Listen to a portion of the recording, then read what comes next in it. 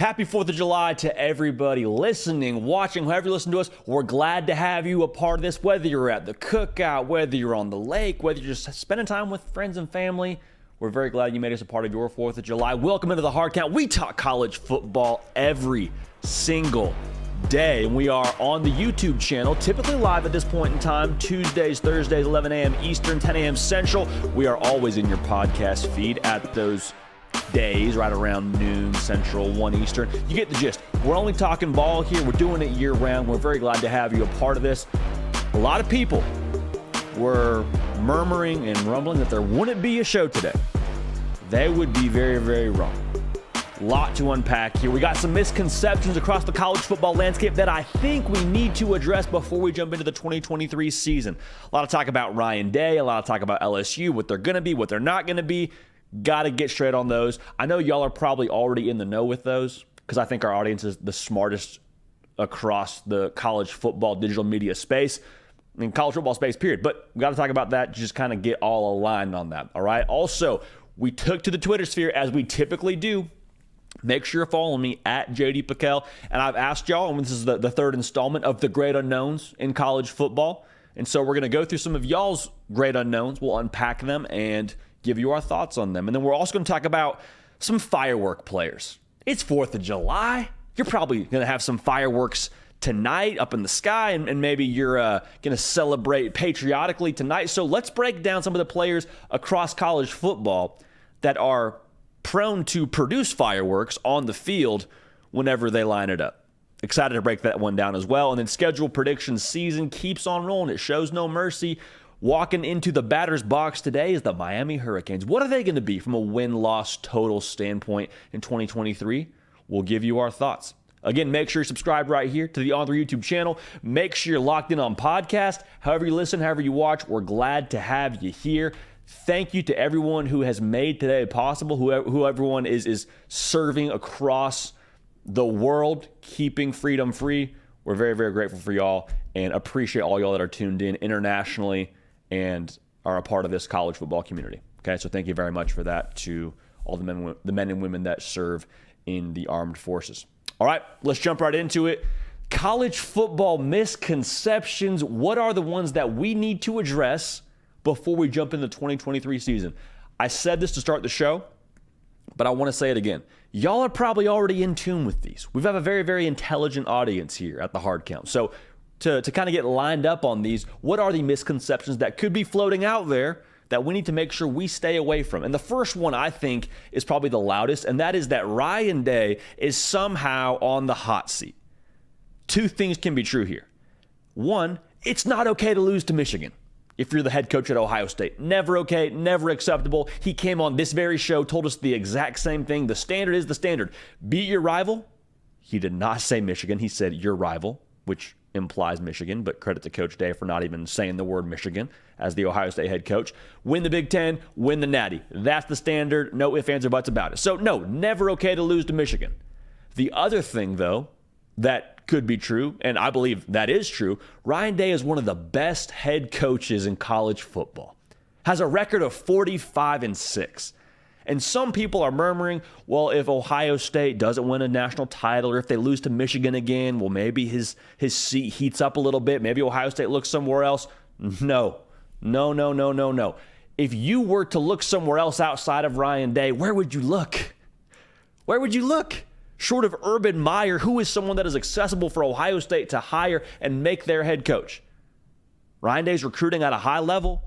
Ohio State has an extremely talented roster. Just because they haven't got it done doesn't mean he still isn't a phenomenal head football coach. Doesn't mean he's not still the right guy at Ohio State. They were a field goal kick away from sending Georgia home. We all saw what Georgia did in the national title game. Like, Ohio State is in good position.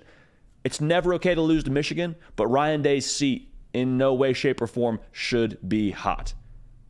I also want to make sure we get this in there. A lot of people are saying things about A lot of people are saying things about Ryan Day and his ability to get over the hump and win a national title. They were saying the same thing about Kirby Smart at virtually the same point in his career as a head coach at Georgia. Because remember, he lost to Alabama and they weren't able to get over the hump and win a national title, and they were saying things about how he could develop a quarterback, and now Kirby Smart, 2 national title rings later, is on the hunt for his 3rd in a row. I'm not saying it's the same story with Ryan Day, but I just want to make sure we're all on the same page here. Just because he hasn't done it yet does not mean that Ryan Day is still not capable of winning a national title. Doesn't mean he's still not the guy you want and potentially could even need at Ohio State for the future. So Ryan Day, absolutely not on the hot seat at Ohio State. Should not be a conversation we're having right now. Make sure you're subscribed. Make sure you're locked in. Follow me on the socials at JD Piquel, Instagram, Twitter. Great way for us to stay in the know and great way for us to stay connected, rather. Thank you in advance for that. Okay, another misconception that's floating out there right now is that LSU, after year 1, has already put the growing pains behind them and that they are at a cruising altitude. Meaning last year was kind of the get your feet wet year, right? We all talked about that. We all kind of tried to temper expectations and said, hey, if you win 8 games, that's phenomenal. That's progress. Brian Kelly's the right guy. I want to have this out there because LSU, I believe, when it comes to SEC Media Day, will probably be picked to win the SEC West. I'm not even here to tell you that shouldn't be the case. But if LSU doesn't win the SEC West, if they don't win double-digit ball games this coming season, the sky is not falling in Baton Rouge. Year 1 was not a fluke. Year 1 was not something to where it's like, oh, is that reliable? Are we sure we can still trust what we saw in year 1? Was that just something that was kind of a flash in the pan? No, of course not. To the same token, though, I think LSU is still becoming Brian Kelly's program. Brian Kelly doesn't even have all his guys on this team just yet. Like, he hasn't even recruited multiple classes just yet that are going to make up the majority of this roster. Now, he's recruited really well so far. They've done really well through the portal. Got Jaden Daniels through the portal, to be clear. But still, this isn't necessarily a Brian Kelly football team from a roster standpoint or from a culture standpoint. And y'all that are Tiger fans that have tuned into this show for any length of time and heard me talk about Brian Kelly and LSU, this is how we feel. We saw a product on the field for LSU a season ago that was semi-inconsistent. They look one way against Auburn, look one way against Tennessee, they look one way against Alabama, look one way against Texas A&M. Like, we weren't sure which LSU team we were going to get week in and week out. And that's a part of the process of maturing as a football team and doing things Brian Kelly's way, being detail-oriented, sticking to the standard. All these things that Brian Kelly's going to hold this team to in the future, that's still permeating throughout this roster. And that's going to become a thing for LSU for years to come. So what I'm trying to say is it's headed the right direction. I've been on record here and I say I think LSU is going to win a national title before Brian Kelly is done at LSU. But if they don't win 10 games this year, it's not like they're in a bad position. I don't think they're just at cruising altitude quite yet. Okay? Another misconception right now. A lot of pressure on the good folks in Austin, Texas. A lot of pressure on the Longhorns. And the misconception that we need to address is that Texas needs to win a Big 12 title. Notice the verbiage there. They need to win a Big 12 title. That's kind of the phrase you're going to hear people talk about. I don't know if that's necessarily the case. In fact, I guess with it being a part of this segment, I don't believe that's the case. I think Texas probably needs to make the Big 12 title game, but this is a team that won 8 games a season ago. Do you want to win a Big 12 title? Of course. Do you need to, or it's a failed season? No. No, you don't need to. I think you need to make a statement, and I think making the Big 12 title game would do that. But this is a team that I think is still developing and still, I say developing. I think with how they've recruited, it would be foolish to assume that not winning a Big 12 title in 2023 is a failure. If you make the Big 12 title game and you got a top 3 class from 2023 just hanging out on that roster, you got Arch Manning for the future, like, you don't need to win a Big 12 title. Now, good people in Austin, don't be upset with me when I say that to you. I'm telling you that not to put your expectations at a lower level. I'm just saying I don't think it's a failure if you don't win the Big 12. I think Steve Sarkisian has given you positive feedback so far in terms of what he's done on the field and how they've built this thing and what they've done on the recruiting trail. Like, it's trending in the right direction. Double-digit win season for Texas is what I would want to see, and I think that would come right along with a Big 12 title appearance. So Texas would like to win a Big 12 title for sure. Do they need to, or we're just saying that the Steve Sarkisian experiment is over? No, don't think that's the case for us when it comes to talking about the Longhorns. This is a misconception that I think has been out there for a little bit, and it's Lincoln Riley can't win the big one. And last year at USC didn't do a lot to help this for Lincoln Riley because they lost the Pac-12 championship in a somewhat embarrassing fashion. Okay, it wasn't somewhat. It was just an embarrassing fashion. Had a lead against Tulane in the New Year's Six Bowl, and they blew that lead and lost that game. And to make matters worse, it was Tulane. It was a Group of 5 school. And so everybody is piling on Lincoln Riley now and saying he's 0-3 in the college football playoff. He can't win the big one. And I think this is a misconception for a couple of reasons. Whenever you say can't, you're speaking in absolutes. Speaking in absolutes about a head football coach that's 39 years old just feels very, very inappropriate. On top of that, when you say he can't win the big one, I would imagine you're also including conference title games somewhere in the range of what the big one would include. He's got 4 Big 12 titles to his name. So to say he can't win the big one, I guess the feedback you'd get or the kickback on that would be, well, he can't win the national title. He's 39 years old. You know how old Nick Saban was when he won his first national title? I'll pause to let you guess real quick. 53 years old. 53 years old. Lincoln Riley is going to be 40 in September. Early happy birthday to Lincoln Riley.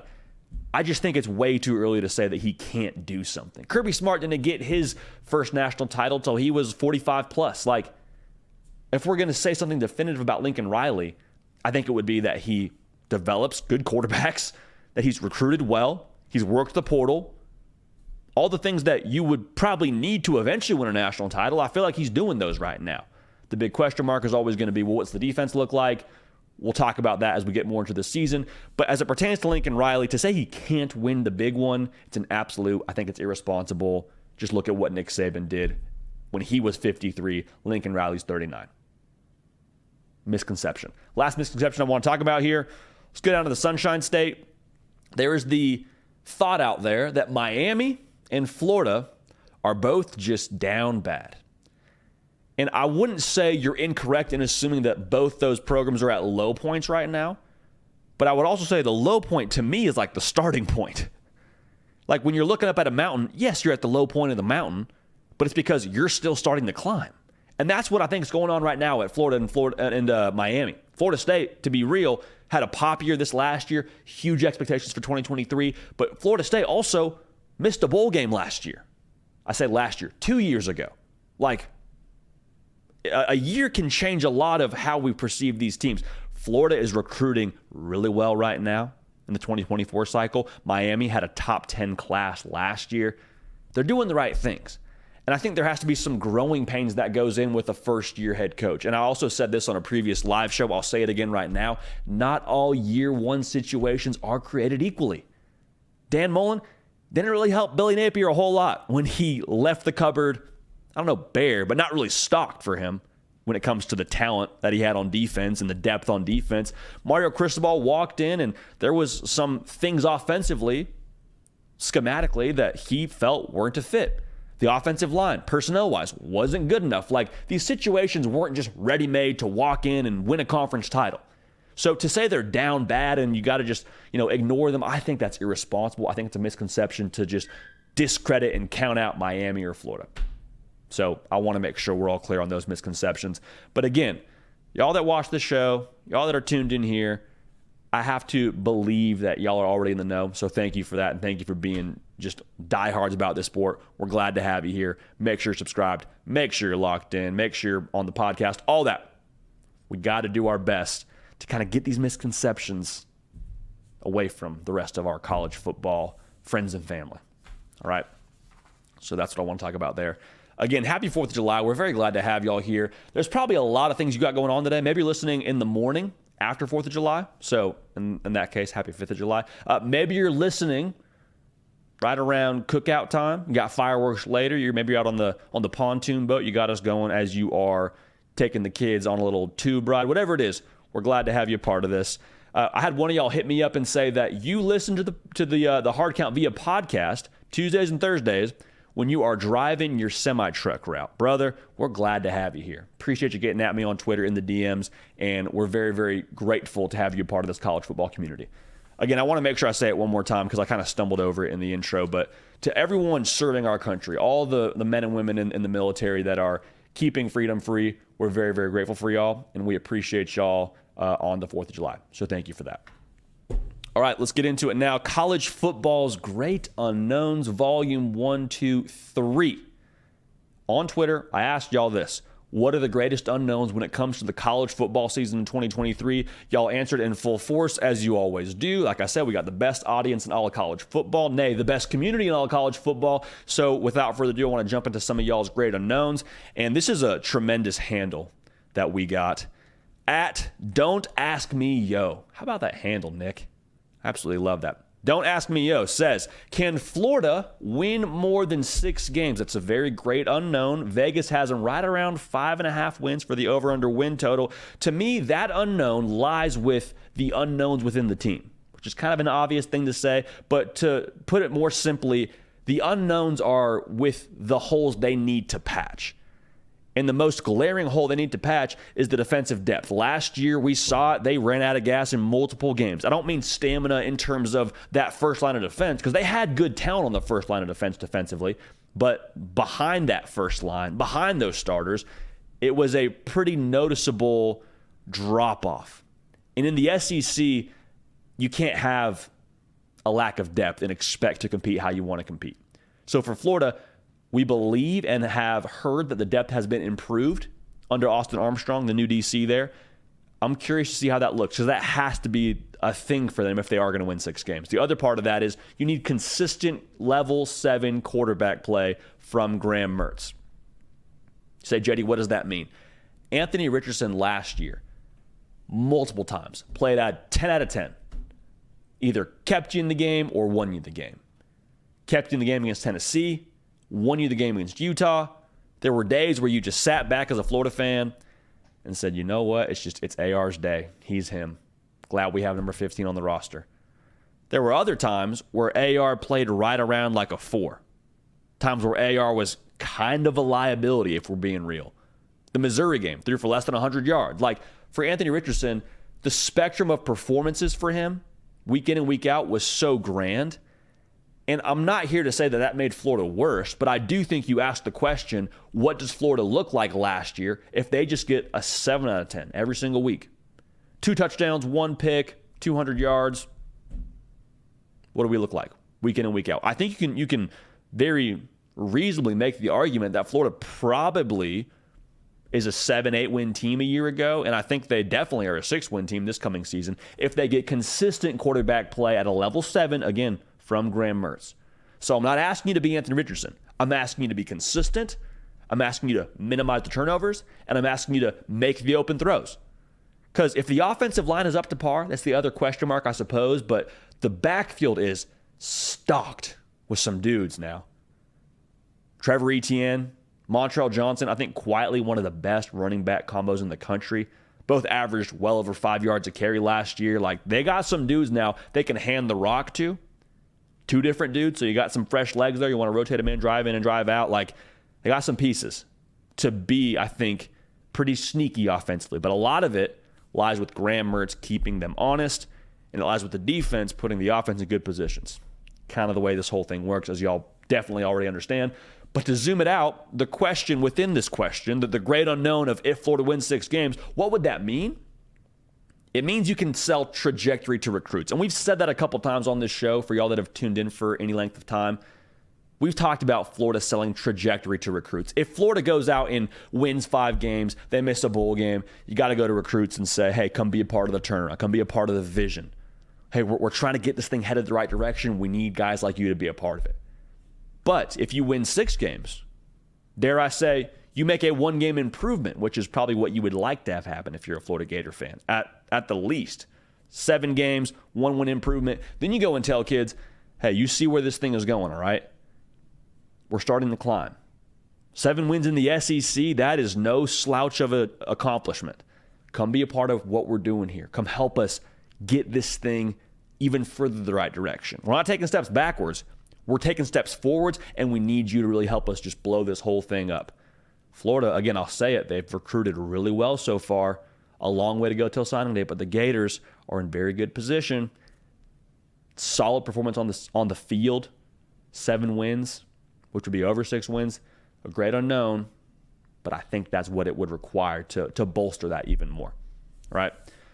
Make sure you're subscribed. Thank you for being tuned in. All y'all that are tuned in currently on the YouTube channel, if you could like the video, that little thumbs up icon under the picture, and get us over 100 likes before we get off air, that would be greatly appreciated. So thank you in advance for that. Trey M. reached out, and his great unknown is, can Notre Dame return to the playoffs with the schedule that they have? And it's a very good question. Notre Dame, obviously independent, not in a conference, but even still, they play Ohio State, they play USC, and they play at Clemson. So 3 teams that you could very reasonably make an argument for are playoff teams in themselves.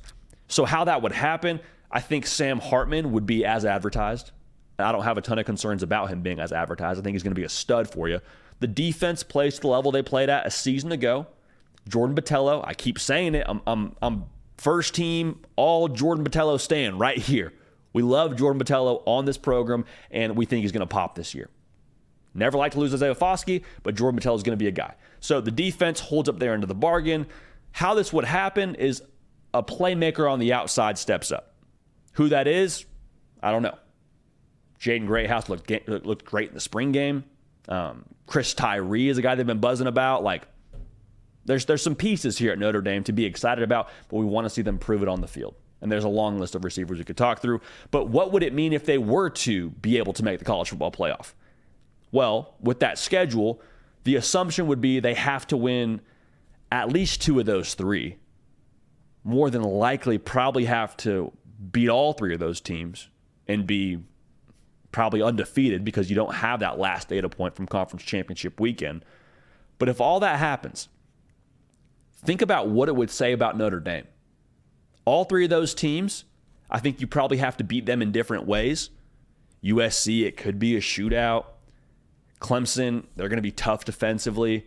Ohio State's kind of a mix of both, honestly, with how good they are on the defensive line, having Marvin Harrison Jr. cover. Like, if Notre Dame is able to make the college football playoff, playing all 3 of those teams, they are a very legitimate title contender.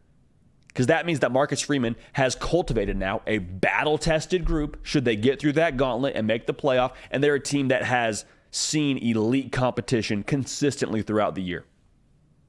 Now, the SEC gets a lot of credit, and it should, but you play those 3 teams, I mean, that is a serious, serious pecking order for them to go through. So I'm excited to see what Notre Dame does in that, but like I said, Notre Dame, if they get through that, well-rounded team, very versatile, and we'd have to really talk about Notre Dame being a not just college football playoff contender if they were to get through that, but being a national title contender. So keep an eye on the Irish here. Balix 2035, his great unknown is Alabama's running back room potentially overperforming. And if this happens, if Jason McClellan and Justice Haynes, the freshman who looked real good in that spring game, if they overperform along with the rest of that group, Alabama is going to be a college football playoff team. Why? Because college football is cyclical. Like previously, before we got into the spread you out, go no huddle, go tempo, it was play in the trenches, run the football, play good defense. Like a version of that is kind of what won you national titles. Ask Nick Saban with Trent Richardson and what that group did. And then it became, like I was talking about, a little more spread out, a little more up-tempo, a little bit more, you got to score 40, you got to score 50. But now it's starting to come back around. The cycle is starting to come back around to how I think Nick Saban wants it, which is that we're going to control the line of scrimmage, we're going to move you against your will, ain't nothing you can do about it. That's what Bama's going back to. I think that's one of the reasons why I believe Nick Saban hired Tommy Rees, because they ran the ball really well at Notre Dame. And so they're going to ask a lot of this group. This running back room along with the offensive line, that's going to be the engine for the offense. Everybody's talking about the quarterback room, who's going to start, who's not going to start. Like, I'm here for that as well. I'm all about that conversation. I think it's important. I don't think it's nearly as important as some people want to make it out to be. Because the quarterback's going to be responsible for converting 3rd and 3, 3rd and 2, hitting the open shot when the safeties creep up. Like, that's going to be what the quarterback has to do and not give the ball to the other team. If this running back room overperforms, they're going to be a college football playoff team. I'm telling you right now. Now, if they want to win a national title, got to have something to go with the running back room. Then you look back at the quarterback and say, okay, we need you to get us over the hump. Or we need the defense to play at an elite level. But if they overperform, in the running back room, Alabama will be a college football playoff team. Mark my words. Last one we got from y'all is, can Colorado football make a bowl game this year? And this is a great question. This is a great unknown. This is potentially the greatest unknown of the entire 2023 season. Reason for that being, we have never seen anything like what Deion Sanders is doing in Boulder, Colorado, with the nature of just flipping the entire roster from what it was a year ago. The players that were a part of the 1-11 season at Colorado last year, they're not really there anymore, with the exception of like a handful of players. Coach Prime has brought in a whole new roster. And the best way I could describe this is whenever like an old restaurant closes up shop and it shuts down and it's done, and then a new restaurant comes in and opens its doors in that same building, you kind of have like an idea of what to expect. You kind of have like memories from the last restaurant that used to be in that same building, but it's a new menu. It looks different. It smells different. It feels different when you walk in there. So like you have this former thought about what that place was, but in reality, when you walk into that new restaurant, you have no idea what to expect. Short of reading the menu, short of looking at that roster, you have no idea what to expect at Colorado this 2023 season, and I don't either. Vegas thinks they'll be somewhere around 4-ish wins. Nobody knows, because we've never seen anything like this in college football. It is a complete unknown. That's why it's a great question. But if Colorado is to make a bowl game in 2023, it means that Deion Sanders and his system worked. It means that you can flip your entire roster in the span of an offseason and be able to be successful. Why? Because Coach Prime just did it and made a bowl game in year one. Mark my words, if they make a bowl game in year one, that is an unbelievable success for Coach Prime. If that's year one, that is absolutely phenomenal. Because that would mean that he was able to develop this roster, make them mesh, allow the staff and the roster to get on the same page, and it means that Travis Hunter and Shedeur Sanders, who both came from the FCS level, were always as advertised when they got to the Power 5. That's what it would mean. Lastly, it would mean that what Deion Sanders did at Colorado is the blueprint now for every single first-year head coach across the country. Hey, well, we won 2 games the year before. Doesn't matter. You see what Coach Prime did at Colorado? Better hit the portal. Better get to work. No longer is it grind it out and eventually build to it and eventually recruit 3 or 4 recruiting classes and get to where you want to go. It's like, if Coach Prime can make a bowl game in year one, getting 50-plus new transfers, that's the formula we want. That's the expectation we're allowed to have. So a lot of unknowns out there for the college football season in 2023. A lot of great unknowns from y'all. Keep them coming. We'll keep this thing rolling, but we appreciate y'all making this happen. And a lot of great thoughts there. And, man, I can't wait. It's going to be an absolutely epic season. Going to be an epic season, man. And our founder and CEO of On3, Shannon Terry, tweeted that out. And it just got me fired up, man. Because there's so much talking going on right now, but we are so close to exactly what Shannon Terry was talking about, an epic season. It's around the corner, man. College football, it's so phenomenal because it never disappoints. No matter what they tell you about that coming Saturday and what matchups there aren't or what big brands aren't playing, there's always something where you walk away from that Saturday like, man, this was a great college football Saturday. And we're very close to that happening. Again, 4th of July. That's like the unofficial, all right, now we're downhill. Now we're about to be here. SEC Media Day in a couple of weeks. Like, gosh, gets me fired up just talking about it. Make sure you're subscribed. Make sure you like the video. Make sure you're on podcast, listen to us. Thank you to everybody that's tuned in right now on the 4th of July. We love y'all, man. Bunch of program people.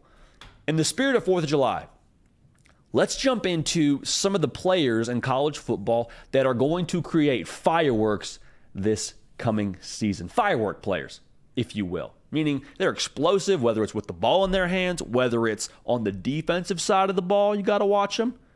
Little teaser for you there. Let's just jump right into it. The first firework player for us here is Squirrel White from Tennessee, the wide receiver. He's going to kind of be in what Jalin Hyatt's role was a season ago, because Tennessee's offense, if you're playing wide receiver, it's built on see ya. And what do I mean by that? What does see ya mean? It means when we line up one-on-one, we're going to line you up out wide. So that safety probably can't get there. It's probably just you and that DB. Probably you in a corner, depending on how they want to line it up. It's built on see ya, meaning we'll see you later. We'll get past you. Ball will be up in the air. We're scoring touchdowns. Squirrel White was tracked at practice going 23 miles an hour. Ladies and gentlemen, that is speeding in a lot of school zones. They'd be pulling Squirrel White over and saying, do you know how fast you were going? He said, yes, sir, I did. I was going 23 miles an hour to the end zone. Keep an eye on Squirrel White. I think he's a firework player this coming season, and I think he's going to pick up a lot of the production that Jalin Hyatt left off. So Squirrel White, definitely a firework player. Make sure you're subscribed. Make sure you're locked in. Thank you in advance for that. We love y'all. College football season is almost here. All right. Quarterback Caleb Williams, firework player now. Got a Heisman Trophy chilling out in his Los Angeles apartment, and he just has the wow factor. Like, y'all are going to watch some fireworks tonight. I'm sure you'll be out on a lawn. You'll be with the kids. Maybe it's after you just ate 17 hot dogs. And you're going to look up at those fireworks, and there's going to be a couple that make you kind of just go, wow. Wow, that is impressive. Maybe it's the grand finale. Maybe it's some combination of red and blue that's put together. But Caleb Williams, in my mind, has that same wow factor playing quarterback for Southern Cal. And how many times did we watch a USC game last year and Caleb Williams drops back, evades pressure, and it looks like he's about to be sacked, or it looks like this play is going to be dead, he's got to throw it away or something like that, and then he would just Houdini-like scramble out of it, slither out of it, and either run for a first down or throw for a touchdown or whatever it was. Like, he's got the wow factor. In my opinion, he is always the most dynamic player on the football field, and he's your quarterback. Do we understand how ridiculous that is? How rare that is? I think we need to. Caleb Williams, without question, a firework player. Barium Brown, wide receiver at Kentucky. He's the kind of player that just makes you hold your breath every time he touches the rock. I mean, there was last year against Ole Miss. He had several kickoff returns where as soon as he caught the ball, whether it was on the 2-yard line or whether he was a little bit further up, doesn't matter. Anytime he touched the rock, you were like, okay, this could go now here. He's got real deal speed, was a freshman All-American for us here at On3, 100 and 200 meter champion in the state of Tennessee when he was in high school, like firework player every time he touches the ball. Expect him to have potentially better production this coming season with Devin Leary playing quarterback now. I think he could be a more reliable quarterback for Kentucky. No knock on Will Levis. I just think Devin Leary could maybe get the ball to Barium Brown a little more consistently. And if they get it to him early and often, good things are going to happen for Kentucky. Let's just say that. Now, a firework player we alluded to a little bit, top of this segment, was on the defensive side of the ball. And that is, we'll call him a linebacker because that's what he's listed at, but he'll probably play all over the field for LSU. Harold Perkins is a firework player. He is must-see TV every single time he laces them up. That Arkansas game is probably what sticks out in our minds most clearly. 3 sacks, 2 forced fumbles. He just took over that game. LSU scratching and clawing to get out of a game in Fayetteville with a win, and Harold Perkins, the freshman, is spying Malik Hornsby all day long and won them that football game, if we're being real. He was only a freshman. Harold Perkins was a freshman last year. Do we understand how ridiculous that is? Switching out the number, was 40, is going to be 4 this coming season. Number 4 is must-see TV on the defensive side of the ball. Cannot stress that enough. Watch for him to be someone that you have to game plan every single week for in the SEC. Every single week, you better know where number 4 is lined up at. He's going to be a problem for you. He'll wreck the game if you don't have a plan in place. Last firework player we got to talk about here is Nick Singleton, running back from Penn State. Dude is just a home run hitter. 87 yard touchdown run in the Rose Bowl a year ago. 6.8 yards a carry. Dude is just a home run hitter. Expect him to be the lightning to the thunder of Katron Allen in that running back room. Penn State's going to have a chance now, I think, to even be more dynamic offensively, as you probably feel as well with Drew Aller now being the quarterback for them. Dude can sling it now. When you have a quarterback that can sling it around the yard, where a safety has to kind of double check that it's not play action. You can't just stack the box against Penn State. Nick Singleton is going to benefit from that. And if you give him an inch, he's going to take a mile. Nick Singleton, firework player. Expect him to build on that 6.8 yard average he had a year ago. Dude's going to be a freak for them again in 2023.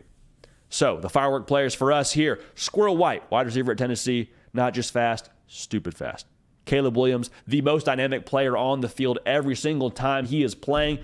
Quarterback. He's a quarterback. Just ridiculous. USC is sitting pretty. Barium Brown, wide receiver for Kentucky, really fast. You hold your breath every time he touches the rock. Harold Perkins, you better be watching him whenever LSU's playing a game. Must-see TV, exciting every single time he's out there for LSU. Harold Perkins is a dog, firework player. Nick Singleton from the Big Ten with Penn State, home run hitter every time he gets the ball. So those are the firework players. Keep an eye on them this coming season, but make sure you enjoy the fireworks night as well on 4th of July. Alrighty. Schedule prediction season. Shows no mercy. Just a faceless opponent every single time it laces it up. And we got Miami stepping into the batter's box today. Miami Hurricanes, what is their record going to be in 2023? What are we predicting their record to be? Because Mario Cristobal, I don't know there's a lot of people that are indifferent about him. I think everybody has some sort of opinion about what he's going to do at Miami. Wasn't great last year. But the good news for Miami fans is Mario Cristobal does not endorse what happened last year. It was a year one, let's get this thing rolling. But there was also high expectations with Tyler Van Dyke being your quarterback last year, and it just did not pan out offensively. So where do we start with Miami? Personally, I feel like you have a way better setup than you did a season ago. Year one was a lot of growing pains, and you kind of got to get the bad out to eventually build for the good. Like when I look at Miami, this roster is just so much better, especially on the offensive line. Francis Mauigoa, probably going to start for them at tackle. Javion Cohen, Matt Lee, 2 adds through the transfer portal that are probably going to be NFL guys. You got better on the offensive line. And you did not protect Tyler Van Dyke well. That's why he was dinged up. Could not run the football. So Tyler Van Dyke's kind of your only asset offensively. It was just a non-starter last year for Miami, which is unfortunate because I don't think it needed to be last year. But personnel-wise, you're way better. You feel way better about what's going to happen this coming season. And then also your culture. I mean, culture is kind of a cliche thing to talk about, but it's cliche for a reason because it's real. And Mario Cristobal is bringing good culture to Miami. The way that I look at it, last year for Miami, they were just not strong in the muscles as a team they needed to be strong in. And when I say that, I mean roster and I mean discipline. And you look at last year, and it's unfortunate how it all shook out for Miami. But the good news is you get to the reset button offensively and get a new scheme in there. But with those muscles that you're building, you had to get sore before you can start to grow. Like, y'all understand this too. Every single January, every single February, it's the New Year's resolution. Let's get in the gym. Let's get after it. After those first couple workout sessions, you're sore now. You broke down some muscle. You don't feel 100%. It's like, man, is this a good idea? Is this healthy for me? Am I supposed to feel this way? And the people that you talk to that have been going to the gym for a while, they tell you what? Hey, keep going. Keep pushing through it. You're sore right now, but eventually that muscle's going to start to grow. Those muscles are going to start to grow at Miami, in my opinion. The culture wasn't great. Evidently, look at what they did on the field last year. The culture, I don't believe, was good enough a season ago. The roster wasn't good enough a season ago. So what do? You hit the portal. You develop a new offense. You bring in a new OC. And you keep hammering away at your culture to get that soreness to turn to muscle. So I'm excited for Miami. But let's take a look at the schedule for them this coming season. The big game you circle is Texas A&M at home early. To me, this is the progress game. This is a great litmus test. I think Miami really could have won this game a year ago at College Station, They didn't, so woulda, shoulda, coulda. But outside of A&M, outside of tracking that progress right there, it'll be a good litmus test early in the year. You have road tests at North Carolina, at NC State, and at Florida State. NC State and Florida State are back-to-back, so that'll be tricky. But you got home tough games against Clemson and against Louisville. Louisville's sneaky.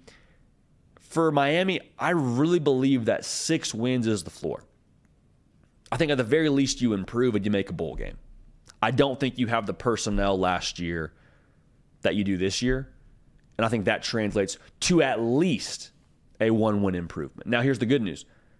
When I look at Miami, I don't think they're at a place where they're just relying solely on the roster. You can have talent. Talent's great. I already told you, I think talent improves them from what they were a year ago, but talent isn't what wins you ball games. It's talent married with the way you do things. And when I say the way you do things, that means scheme, that means discipline, that means culture. There's that culture word again. Those are all things that propel your talent and capitalize on your talent and get the most out of that talent, get the most out of that roster. And so for Miami, the prediction for me for them in 2023 is a record of 8-4. So it's right in line with what Vegas thinks. Again, there's some tricky games on that schedule, but I think 8-4 is realistic. And I also think that Tyler Van Dyke goes back to what we saw him being in 2021. That's what this whole thing is built on. Is Tyler Van Dyke the version that we expect him to be? Because Gary Furman came on this very show from CaneSport and told us, yeah, Bama wanted Tyler Van Dyke. Or at least Tyler Van Dyke and Bama. There was some flirtation there. So that's what Gary Furman says, and I believe him. Tyler Van Dyke and the defense doing their job and stepping up on the outside. If they have someone step up on the outside at the wide receiver position, along with the defense, along with Tyler Van Dyke, if those 3 things can kind of merge together and they can really be effective, those things are going to compound on each other and complement each other, and Miami's going to do better than 8-4. So those are the big question marks. Does the wide receiver room step up? Does Tyler Van Dyke continue what he did in 21 and kind of get past the 2022 hiccup with this new offense under Shannon Dawson? And does the defense hold up their end of the deal? If they do, watch out for Miami in the ACC. But again, my prediction for them in 2023, 8-4 for the Canes. Not a bad year, too, for company under Mario Cristobal. Man, the Hurricanes now. I'm telling you, the ACC is going to be brutal. There's a lot of talk about the SEC, and there should be. The Pac-12 get some love as well, as they should. Big Ten, brutal. The ACC now, Clemson, Florida State, NC State, Miami. Who knows what North Carolina is going to be with Drake May, him probably being the number 2 overall pick this coming season in the NFL draft. There's a lot of firepower in the ACC, so I can't wait to watch it. Speaking of firepower, go enjoy some fireworks tonight, man. We appreciate y'all being tuned in with us on a holiday. You got a lot going on.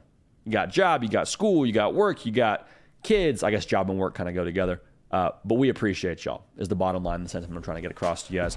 Thank you for being tuned in. Like the video on your way out. Leave a review and a 5-star rating for us on podcast if you don't mind. That would help us tremendously and just keep this whole thing moving forward. Very, very close to college football season. No more time to be wasted. We love y'all. We appreciate y'all. Happy 4th of July. We're going to keep this party rolling. We will see y'all next time.